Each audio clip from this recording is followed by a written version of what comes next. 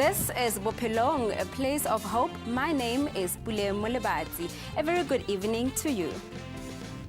As a young man, all he ever dreamed about was to one day become a doctor. Today, he is South Africa's first black chief pilot. The captain's life story is one with twists and turns, hardships, survival, and certainly a happy ending. In his interview with Bophelong, he narrated his extraordinary tale with us. Take a look. This is the story that resonates with one of many young men who held a certain fascination for the mysterious steel bed that often passes through their village. High up in the sky, the mystery steel bed appeared really small. The young man often dreamed of seeing it at close range or to simply touch it. To many, this dream seemed far-fetched. Today, we bring you the story of a conqueror who uncovered the mystery of a steel bed. Are you keeping well? Welcome. Growing up in rural Eastern Cape, Eric Manantse never imagined that one day he would be South Africa's first black chief pilot. In his recent interview at his Pretoria home, he shared with Bophelong just how it all began. I used to see from time to time aircraft very, very high, flying, I would say now, obviously from either Durban to Cape Town or Cape Town to Joburg or sometimes East London to Johannesburg. So I used to see those aircraft very, very high, but it never really crossed my mind that that's something I wanted to do. Eric grew up in the small town in Izeli in the Eastern Cape. His family depended on his mother, who was the only breadwinner in the family. I have got one sister, and both my father and my mother passed away. In fact, my mother passed away last year in January, but my father passed away more than 10 years ago already. And yeah, I've got a big family in terms of my cousins and my uncles, my aunts. They are all still down in the Eastern Cape.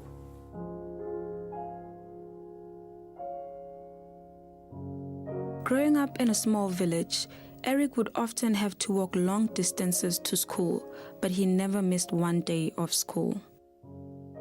We grew up in a little farm. That was my grandfather's farm. So it took us maybe a good 10 minutes to walk to our neighbors, the nearest neighbors that we had. So that on its own was actually quite nice. It was an adventure, just walking out from the little farm, going up to the village, playing with the kids in the village. So yeah, it was nice. Education was the only ticket to a better life for the Manantse family. When Eric turned 16 years old, the family had to make the toughest decision. Eric's mother's income was no longer enough to keep him in school, so Eric and his mother decided that he will take a year off from school to work and save for his education. When I passed my primary school, when I had to transition out to high school, I actually had to break away for a year to go and work, to make sure that I've got the necessary resources to continue my studies. So that was not easy. I mean, I'm talking about around about 16 years or thereabout when I had to break away, go and work, literally for the whole year. So that was not easy.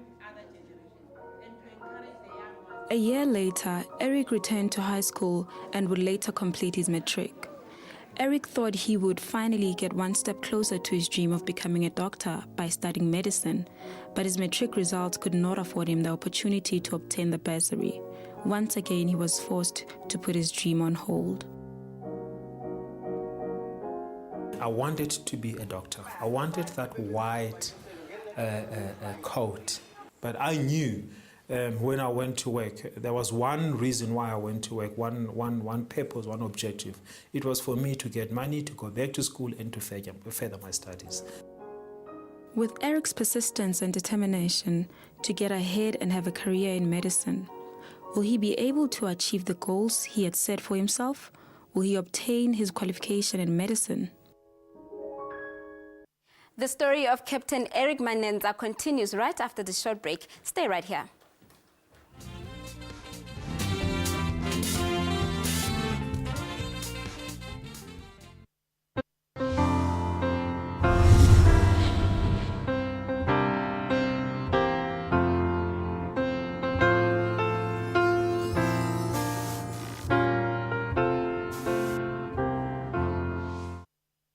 I once saw a flower blossom through 27 prison bars of yesterday's unjust flames.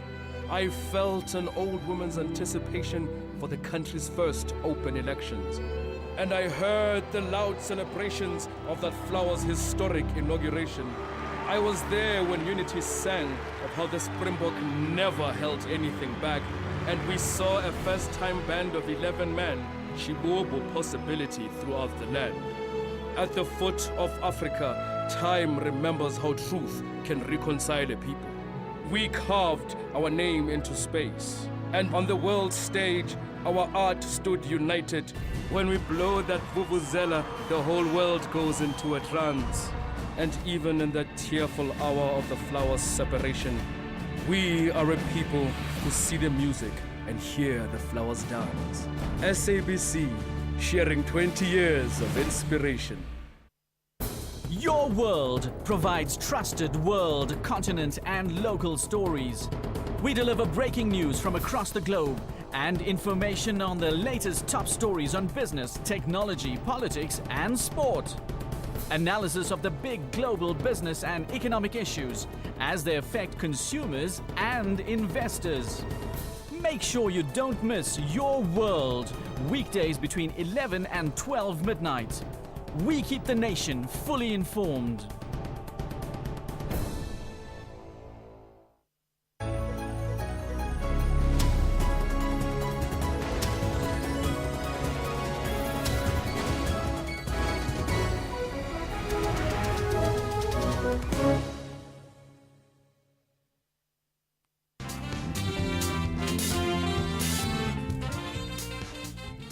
Welcome back to Bophelong, a place of hope. From Ezeleni in the Eastern Cape to jet setting across the globe, South Africa's first black chief pilot, Eric Manenza, is a perfect example of what it means to dream big and, of course, the hard work that goes into turning those dreams into reality. Let's continue with his story. Eric Manenza is a firm believer that education is the key to success.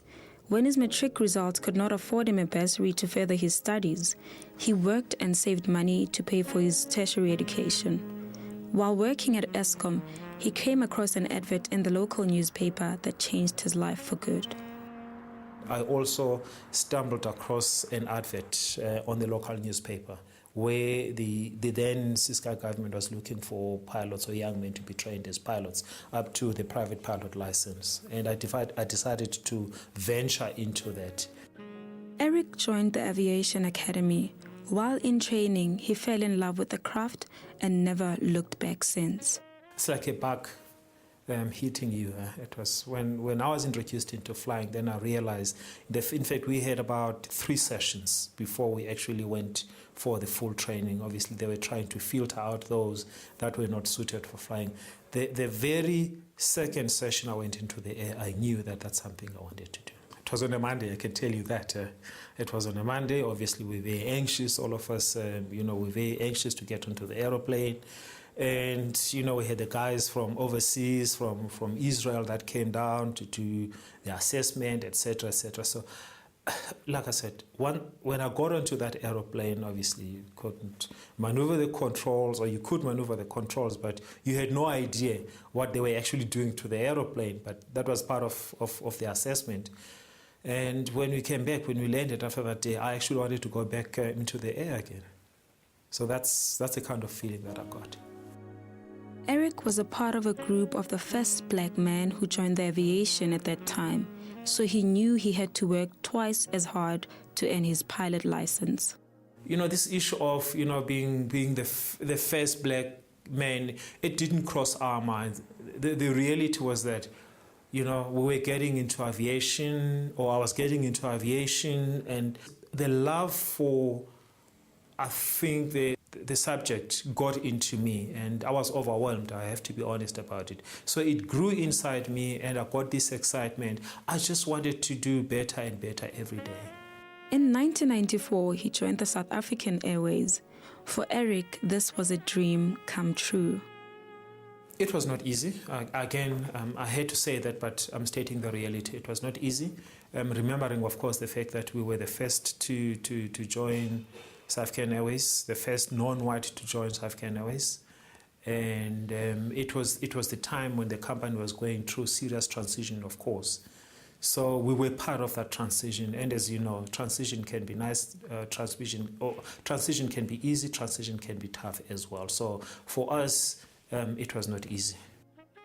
After 20 years of hard work and determination, Eric was appointed chief pilot in May this year. Becoming the first black chief pilot in South Africa, he shared the tricks of the trade with us. I've been in the office now for almost 60 days, obviously between my flying and my office. There's some nice challenges, obviously, that come as a chief pilot, that come on your desk that you have to deal with on a day-to-day basis, and they differ in nature. You know, some are more urgent than the others, some are more important than the others, but nevertheless, you need to prioritize and say, what do you deal with first? But most importantly, I think you need to be there for your colleagues, the people that you lead. You need to be there, provide that kind of leadership, and I think that's very, very important. Captain Mananse shares his success with his wife and children, who also want to follow in his footsteps. I think very proud of the fact that I think I'm one of the people who are really setting the standard and paving the way forward.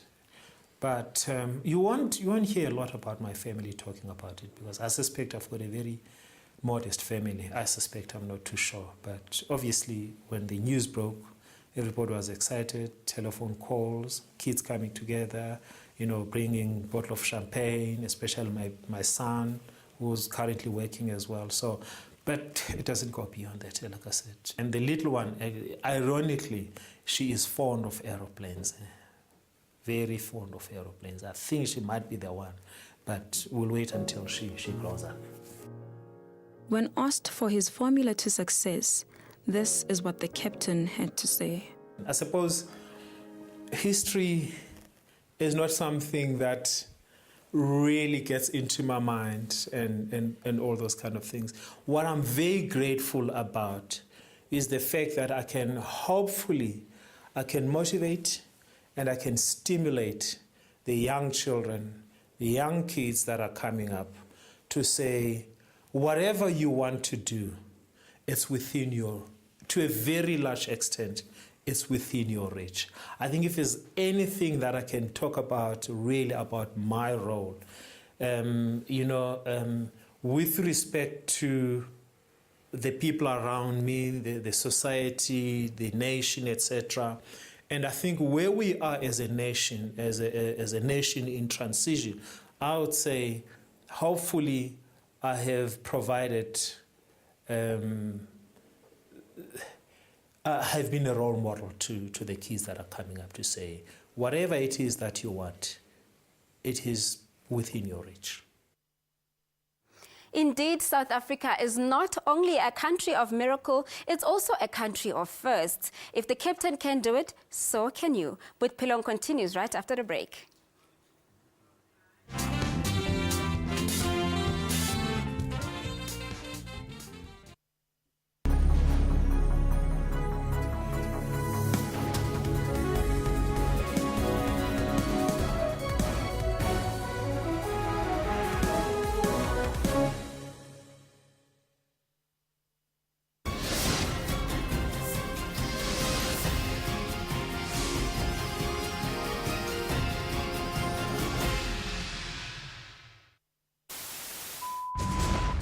Across the globe, the continent and the entire country, every second there's always a breaking story. SABC News is your reliable eye, ear and information system in bringing you events as they happen. Our cutting-edge and hard-hitting journalism leaves no stone unturned, giving you the whole picture every time. Join us every day on SABC2 and know what is happening around you. SABC News, Africa's news leader.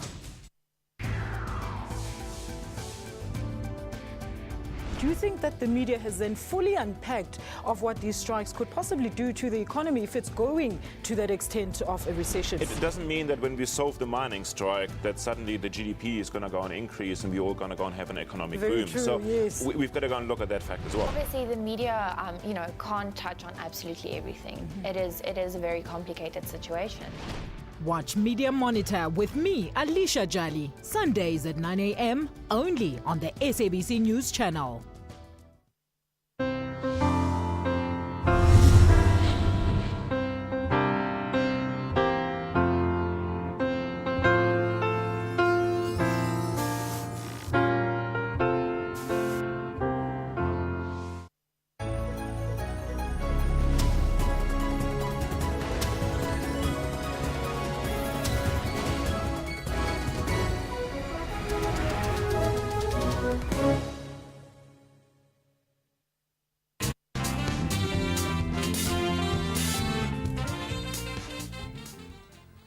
Welcome back. You're still watching Bophelong, a place of hope with me, Bophelong Molebati. Earlier on, we saw this inspiring story of South Africa's first black chief pilot, Eric Manenza. And right now in studio to discuss the exciting world of aviation is Alan Rubek of the African Union Academy. Thank you so much for joining us this afternoon, Alan.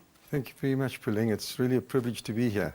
Okay. So, Alan, we've been looking at, the world of aviation and what does it really take to be in the world of aviation. Not many have the ability to make it into aviation. It takes a lot of guts and you really have to be passionate about it. So what are the prerequisites if you want to enter into aviation? Well, firstly, as you say, there must be a passion. A passion and it's actually a wonderful career. You have to obviously have subjects at school with the likes of mathematics, science, English, and then geography would also be, knowing the world, because that's what a pilot does. Yeah. It's an amazing world because you actually travel the world all the time and you're actually working, but you're on holiday, really. It's really wonderful. And having to interview South Africa's first black chief pilot, Captain Eric Manenza, I picked up on the fact that, there still aren't many enough black pilots. Are we seeing a lot of young black men and women entering into the aviation world? Very much so. I would say especially in the last 6 to 7 years, there's been a growth of pilots. We are based in Mahikeng, in the Northwest Province. Yes. And we have a school called Africa Union Aviation Academy, whereby we are training people from all over the world and from South Africa. And I can very proudly say that 2 weeks ago, we actually had what we call the 3 Ts. Now, the 3 Ts, it's Tato Girl, Tato Boy, and Tabo. They're all people from the rural villages in Mahikeng, or should I say the Northwest Province. Yes. And they qualified as commercial pilots with instrument rating and multi-engine. And to promote aviation, we are now looking at making them instructors, so they too can teach the historically disadvantaged in our country. And there's such huge potential for them to be able to start learning to fly now.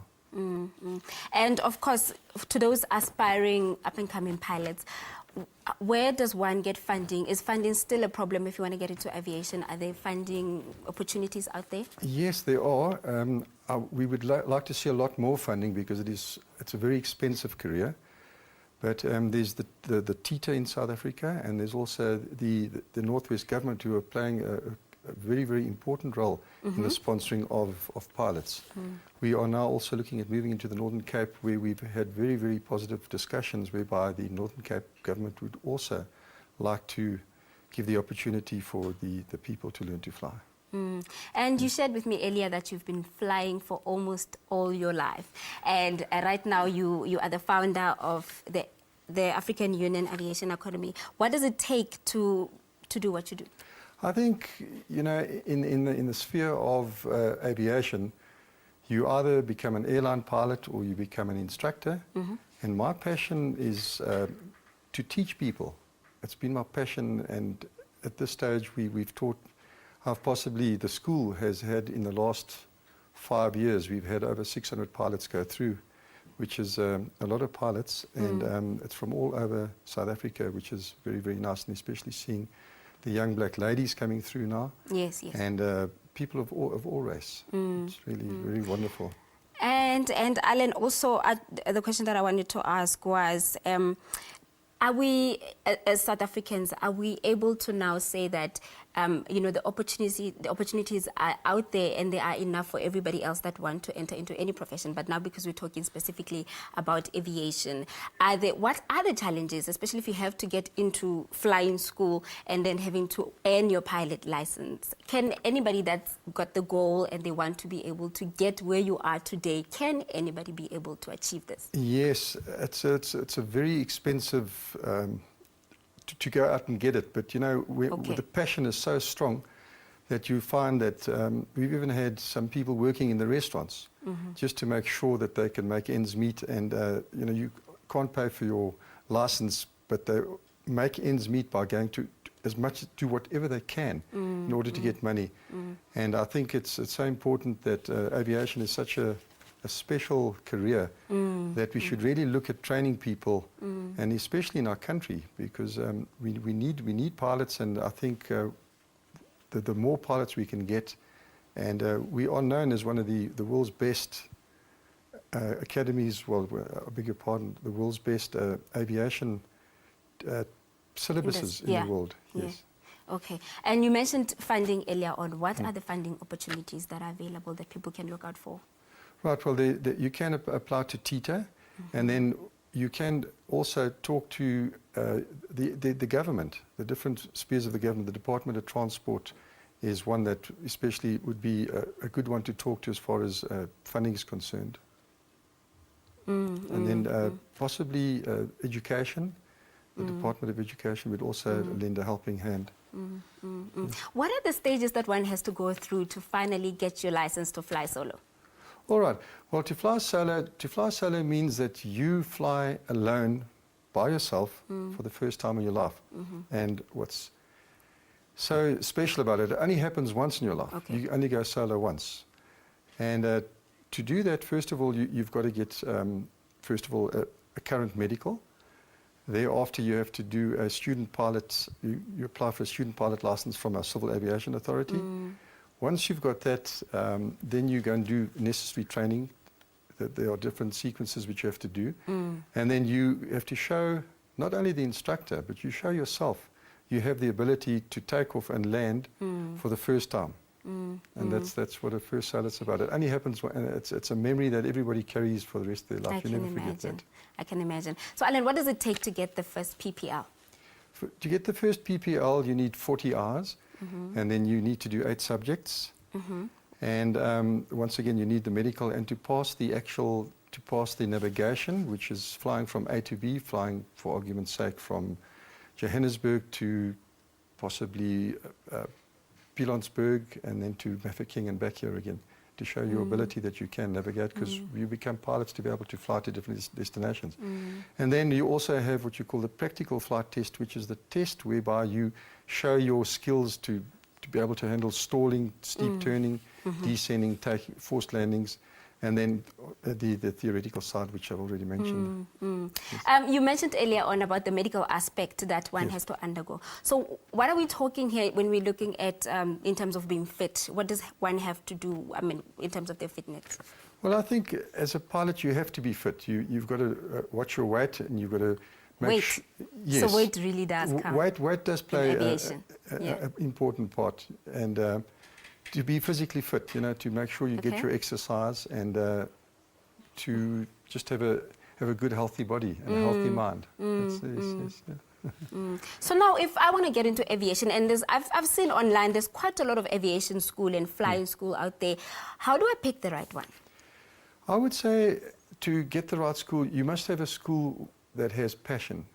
So when you go to your school, and it must have a certified syllabus whereby you have time limits in which to complete your course.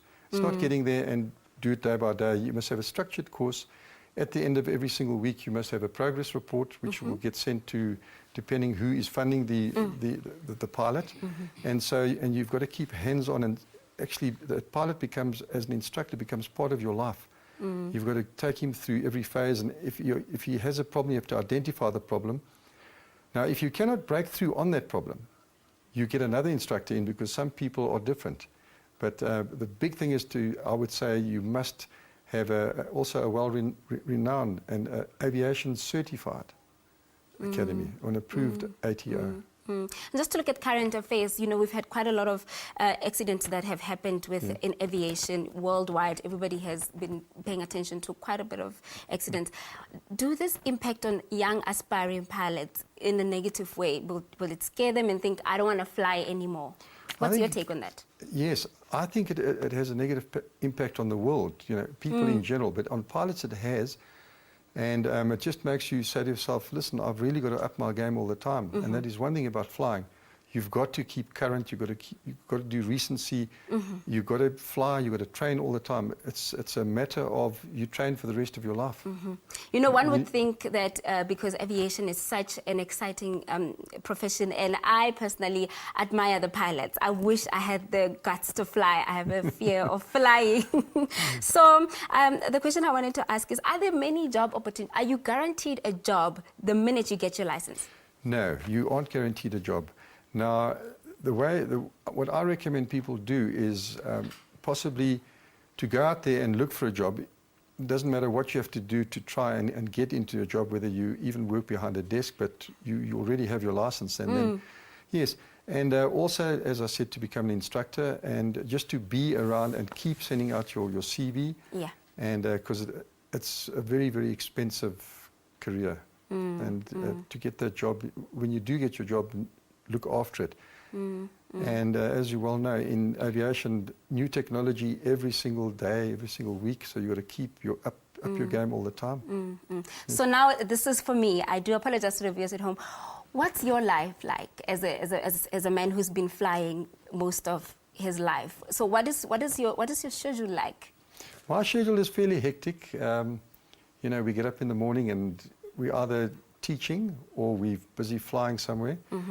And but it's a wonderful career. You think, oh goodness, tomorrow I'm going to Hong Kong, for argument's sake. And so you never really know where you're going to end up. You're just always ready to jet set across the globe. Yes, and that's hence you've got to be ready at all times, upping your game all the time. Okay, really is exciting. Thank you so much, Alan, for coming through this afternoon. Thank you very much. Thanks. And that's how we wrap up Bophelong this week. Thank you so much for tuning in. Be sure to tune in next week as we discuss the skin condition that is vitiligo. As for now, it's a goodbye from us right here on Bophelong.